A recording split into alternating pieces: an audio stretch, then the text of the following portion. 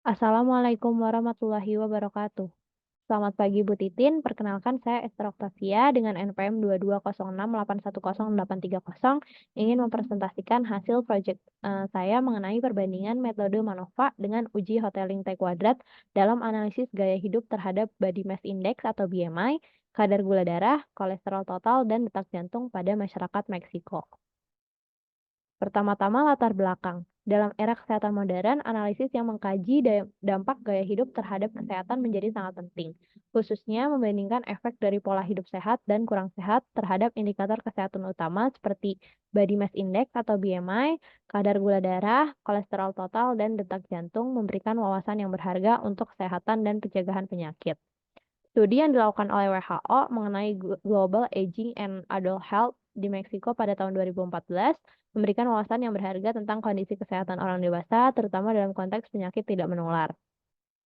Dalam studi ini terdapat beberapa variabel yang menjadi indikator utama yang mengukur status kesehatan dan risiko penyakit kronis. Dalam konteks ini, penggunaan metode statistik yang tepat untuk menganalisis data menjadi kunci dalam mendapatkan hasil yang akurat dan dapat diandalkan. Dalam hal ini, multivariate analysis of variance atau MANOVA dan uji hoteling T kuadrat merupakan dua metode statistik yang akan digunakan.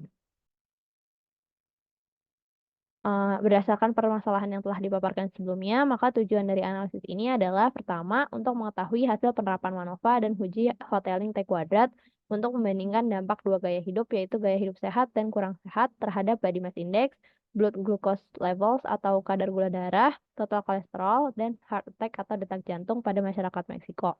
Yang kedua, untuk mengetahui perbandingan antara hasil MANOVA dengan hasil uji T kuadrat dalam analisis dampak dua gaya hidup, yaitu gaya hidup sehat dan kurang sehat terhadap BMI, kadar gula darah, kolesterol total, dan detak jantung pada masyarakat Meksiko.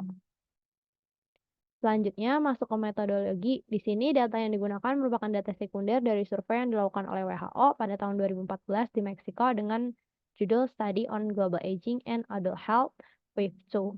Data dapat diakses pada website WHO di link berikut ini. Berikut saya tampilkan sekilas mengenai data yang digunakan dan keterangan untuk Y1 sampai Y4.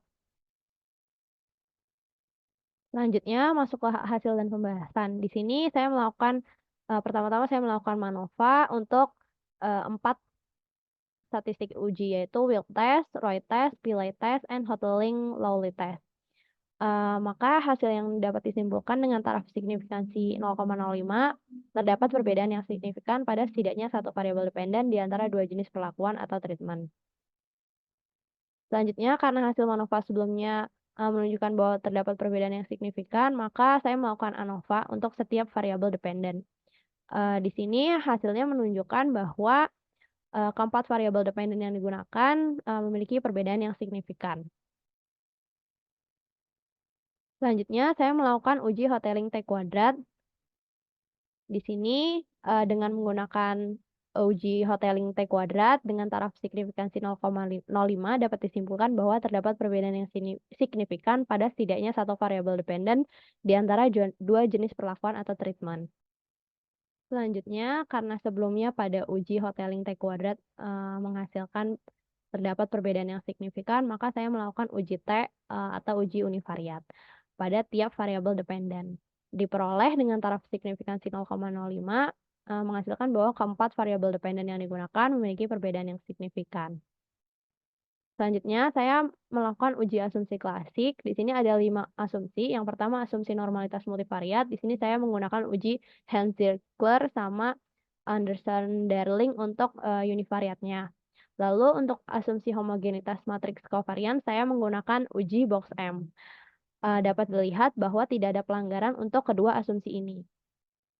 Selanjutnya, asumsi multikolinearitas, saya menggunakan matriks kovarian atau matriks korelasi, dan untuk asumsi tidak ada outlier, saya menggunakan analisis box plot pada tiap variabel dependen.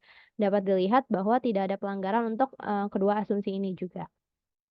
Yang terakhir adalah asumsi independensi. Di sini saya menampilkan tabel terkait data. dapat dilihat bahwa terdapat 40 individu berbeda pada tiap observasi, maka dapat dikatakan bahwa tidak ada pelanggaran untuk asumsi independensi. Maka untuk kelima asumsi tersebut tidak ada pelanggaran atau semua asumsi terpenuhi. Selanjutnya, perbandingan hasil MANOVA dengan hasil uji Hotelling T kuadrat. Berdasarkan hasil MANOVA dan hasil uji Hotelling T kuadrat, kedua metode analisis tersebut menghasilkan hasil yang sama, yaitu terdapat perbedaan yang signifikan pada setidaknya satu variabel dependen di antara dua jenis perlakuan atau treatment. Selanjutnya, saya melakukan ANOVA dan uji T atau univariat, menghasilkan hasil yang sama juga, yaitu keempat variabel dependen memiliki perbedaan yang signifikan. Terakhir, kesimpulan, berdasarkan hasil analisis yang telah dilakukan menggunakan metode MANOVA dan uji Hotelling T kuadrat, telah diperoleh hasil terkait pengaruh gaya hidup terhadap kesehatan individu.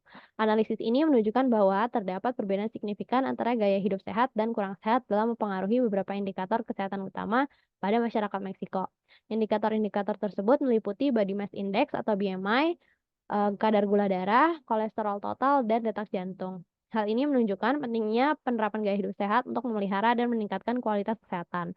BMI yang sehat, kadar gula darah yang terkontrol, kolesterol total dalam batas normal, dan detak jantung yang stabil adalah beberapa aspek kesehatan kritis yang dapat dipengaruhi secara positif melalui pilihan gaya hidup.